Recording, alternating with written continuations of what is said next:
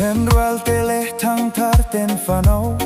maltluanan chau izota Quiero manami kalani kaladam thae Engtika ngei nei vedon Mizo na anin omhle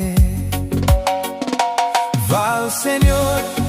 Senior Min Ti Kasah mingero ani biglo Mangay biatu kalan pen minhnar zelvangani Runlum nutai turzong lenangye Val Senior Min Ti Kasah mingero ani biglo Kadue mem ten minhnar zelvangani Runlum nutai turzong lenangye Ka-senior veto ema zahna hiya bozoto No tia minchan pawhin hlimpui vel mai ta Manilaw kami pokhan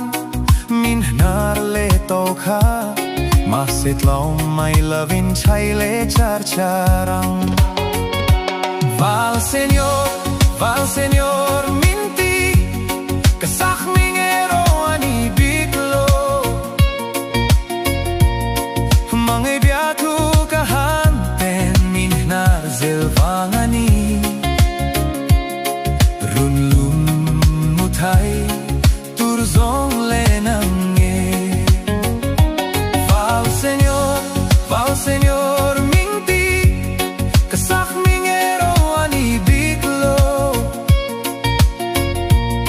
Kadue mem ten minhnar zelvangani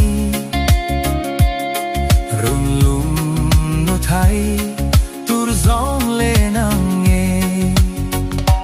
Manglay ngite hliatthiam nuyan nimnot lanzay karelvea Apu Min Ti thinlayana vong Senior tanaru hriatthiam om veam chay le charcharam Val Senior Min Ti Kasah mingero ani biglo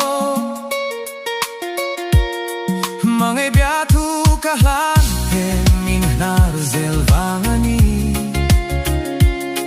Runlum nutai turzong lenangye Val Senior Min Ti Kasah mingero ani biglo Kadue mem ten minhnar zelvangani Runlum nutai turzong lenangye Tartlalang makahmel choy katlira Kanoy suk skinkerin nawi le charcharam Kahman tlawn hi kapal biglong Val Senior Min Ti Kasah mingero ani biglo Mangay biatu kahan ten minhnar zelvangani Runlum nutai turzong lenangye Val Senior Min Ti Kasah mingero ani biglo Kadue mem ten minhnar zelvangani Runlum nutai turzong lenangye Senior tanarua ta om veam Beidong loving chay le charcharam